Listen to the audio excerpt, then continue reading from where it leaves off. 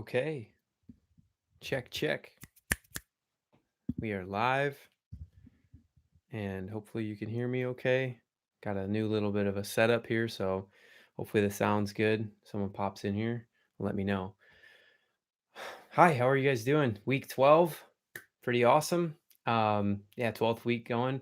So today I'm going to be explaining a concept for 2/5s, for bebop lines, for any type of language that you're playing in any type of music. So we're going to go over a concept today, not necessarily a line, but this is kind of my version of what's that saying? Like, give a man a fish or give a person a fish, you feed him for a night.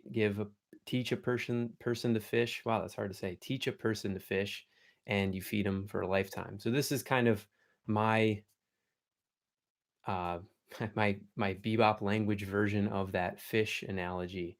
And we're going to be talking about approach notes. And once I play this for you, and some of you may already know this, but once I play this for you, I think you're going to end up hearing this in a lot of people's playing that you're already listening to, whether it be some of the legends behind me or if it's anyone else you're listening to. But this is pretty common language that I want to share with you, and I think it'll really open up your ideas in how to develop your language and maybe help you develop um, different ideas maybe you couldn't hear before, and maybe lead you down a different path of how you're hearing language, how you're playing language, and how you're going to incorporate it into your interactions with other musicians. So without further ado, I will grab my saxophone and talk about the approach, the 2-note approach or 3-note approach or whatever approaches we're going to go over today. Okay, so I'm going to be talking about approaching the third of the 2 chord. So if we're talking about D minor, we're approaching the F, and if we're talking about a G7, we're approaching the B. And there's 2 different ways to approach these. There's more than 2, but I'm going to be talking about one for the 2 chord, one for the 5 chord, and then you can use the same idea for the 5 chord on the 1 chord, and we'll touch that briefly. So like I said, this is more of a concept that you guys can implement and help you create more language for yourself. And I'll show you a little trick after this first one. So when we're approaching the 3 of the 2 chord, so we're talking about D minor 7, the 3 is the F natural, right? We're gonna start on the 2 or the 9, and you're gonna hear this sound. So this is starting on the 2, which for D minor or the 9 is E. So here's the approach, and I'm going to land on the F, the target note. Here we go. Right? So do da da da. So you hear some chromaticism in there, and you hear that. I mean, essentially, that's that for me. My ears hear bebop. That's bebop, right? That's kind of a quintessential bebop sound. So let me go ahead and play that again, and then I'll explain it.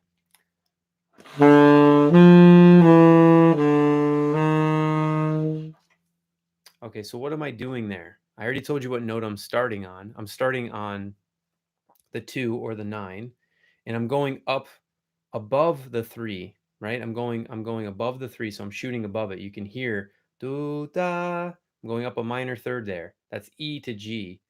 And then what I'm doing is I'm going down a half step. Boo da da, right? And then I'm basically enclosing that 3, the F, in half step. So I got the half step above, and then I go to the half step below, and then I land on it. Do da da do da. And if you're starting this line on 1, you're already on beat 3 of that bar. So right, so that's 1 and 2 and 3. So you're hitting 3 right on. So from there, you can figure out how you want to get to the 5 chord. One way that people can go there is once they hit that 3, the F, they do one of these, which is pretty much made famous by John Coltrane, right? Which is just 1, 2, 3, 5. If we're starting on F, that's going to be F, G, A, and then C, 1, 2, 3, 5. So if you've seen any of my videos before, you know I like to use numbers to help transcribe because I think it's the fastest and easiest way to chunk things. So we have an entire two chord right there. Now you don't have to do that exact thing, but it gives you an idea. This also, just as a little trick, this also is relevant in the 5 chord, right? So what is F? And I'm speaking in tenor key today. So my brain is fried from the day, so I'm just going to speak in tenor key all session here. Um, so what is F? F is the third of D, but what is it of G7? If you said it's the seventh, the flat seven, you're right. So you can use this exact same enclosure on the G7 if you want to. It gives you another option. It gives you another piece of, like, a little chunk of language to use. So you could essentially do this. Like, if you played that, you played the approach, what I just showed you. You played that 1 2 3 5 thing, and then you play the approach again.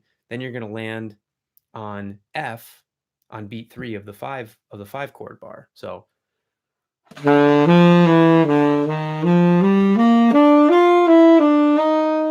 now I only have 2 more beats before I have to resolve to the 1 chord, unless I want to delay the 1 chord, but we're not going to do that today.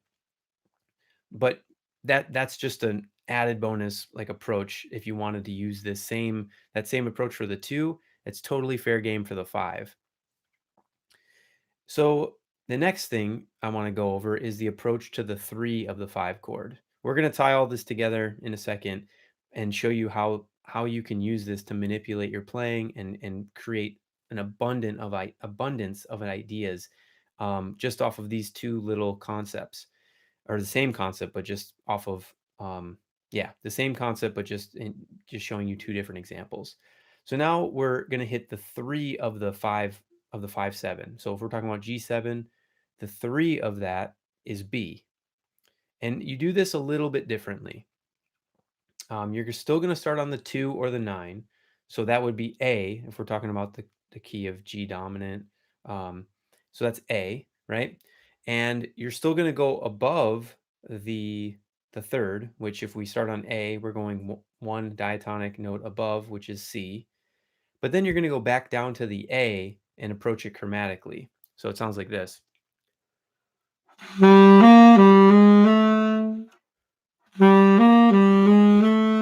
Right? Boo-da, boo-doo-da, which is also very bebop. You've heard Charlie Parker do that a million times if you listen to a lot of Bird. He ends a lot of phrases like that. He uses it all over the place. I mean, he's a master, obviously, so he can mix that in wherever the heck he wants to. But anyways, so that's the 3, right? That's the 3 of the 5 chord, and so we can go anywhere with that, right? And that same thing, we land on the 3rd beat. If you're starting this on 1, that's already beat 3. So now you need to resolve it however you'd like to.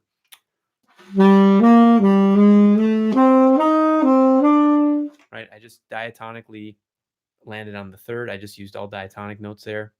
And obviously I'm not putting rhythmic aspects into this. I'm just explaining this concept so it's very clear and easy for you guys to grasp onto, and then you guys go explore, because exploring this stuff is where you're gonna, like, all this stuff's gonna start sticking.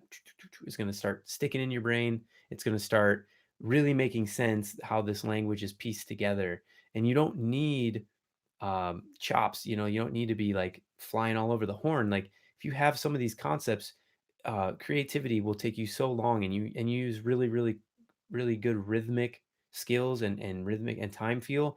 You don't need to be, doing all this crazy stuff.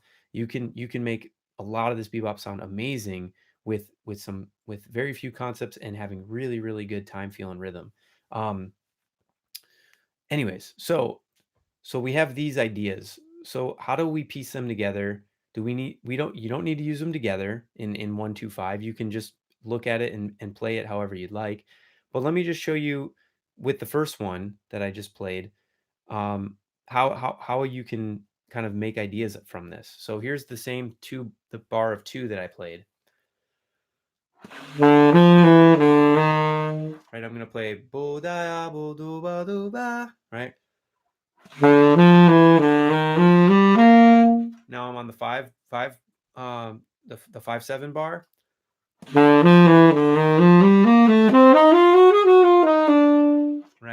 stole that from Bird. Let's change it up.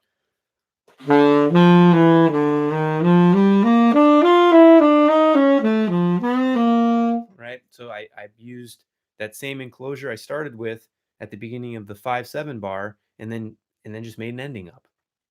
Where else can we go from here? Like, let's see. Uh,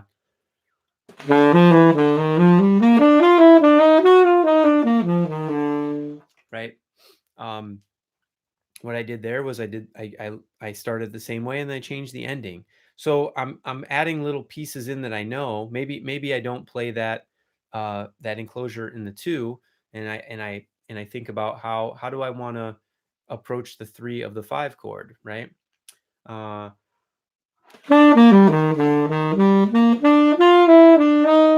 right. So that was actually the seven of the five chord. I'm sorry, I misspoke. So I'm not playing it in the two bar, but I'm using it in the five bar. So right, and I just landed on the seven. So I did that same enclosure, just landing on the seven. I played something different in the two bar. So you can see how this is going to start expanding. So let me finish that idea.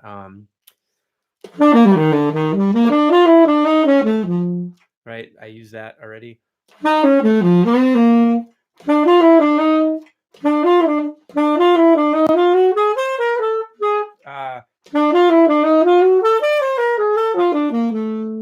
right, land on the seventh there.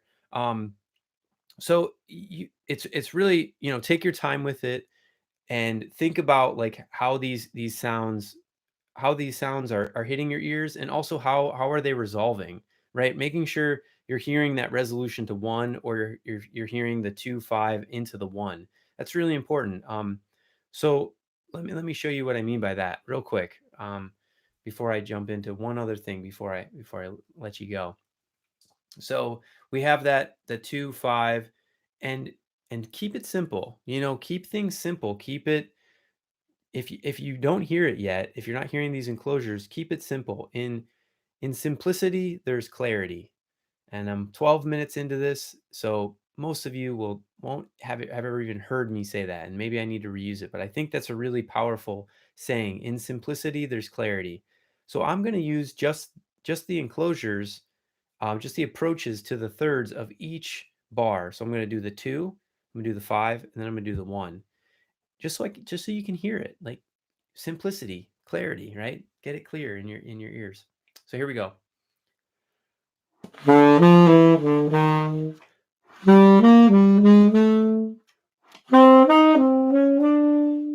Right? Really simple. All I did was the same method I used for the five, you can use on the one. So boo ba boo boo da. So here's it from the five. Very, very simple. So let me play that again. And if this will get it in your ears, and maybe just repeat it. 1, 2, 3, 4.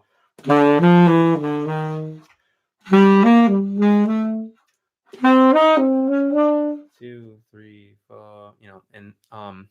And just keep that going. Keep that going. 1, 2, and 1,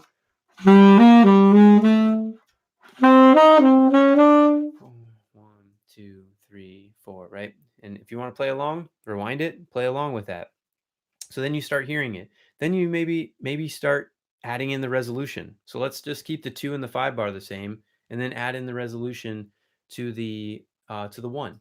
So adding in more than just the enclosure part.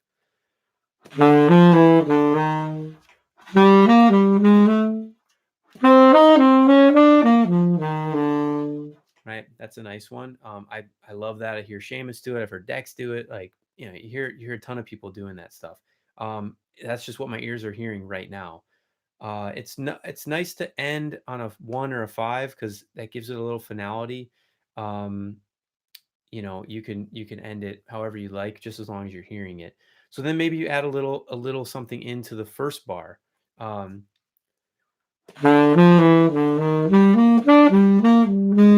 skip. Sorry. So yeah. So and then skip.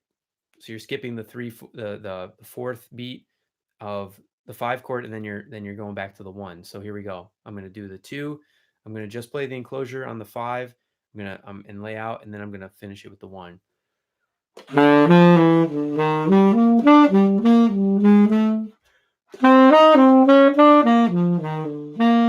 Right? And then maybe from there, you go ahead and add in something on the 5, right? And make it and voice lead it. Try to voice lead it. Try to make it voice lead. I didn't do a very good job voice leading that one there. Um, but but that's where the experimentation comes in. That's where the journey, your journey comes in. I don't want to just make this a practice session that you guys are just watching on YouTube. Want you to go practice and shed.